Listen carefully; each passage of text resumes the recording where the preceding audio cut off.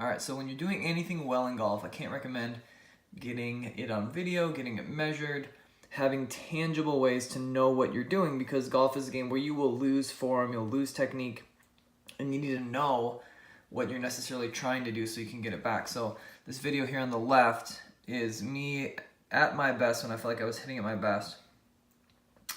And I haven't necessarily tried to change my swing from this. Again, the feelings just kind of come and go. And I was just hitting it probably this well with that swing for 3-4 years or so.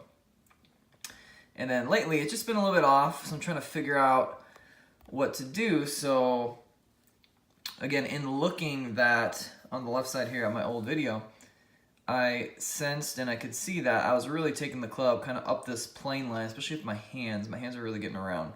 So this feeling here that I'm rehearsing, it feels so foreign, so bad. But I said, all right, I'm gonna see if I can bring this to the table. Again, I know in golf instruction, being an instructor, the feeling that you get, it's not always gonna feel good. It's just different. You don't own it.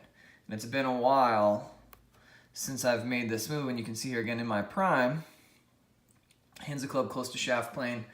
And again, some people will debate plane and all that, and that's totally fine. I'm not here to debate that. I just know that as a player, that sensation has really worked well for me.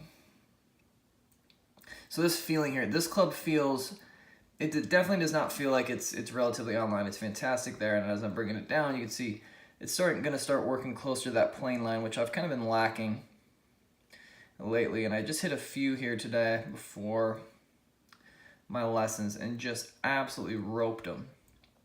So the key then after that is I shot a few videos explaining the keys that I was feeling to get this swing on the right. So again, I've got a tangible way to practice it. So a few important pieces to take. Again, when you're doing something well, putting, chipping, bunkers, anything, just get video.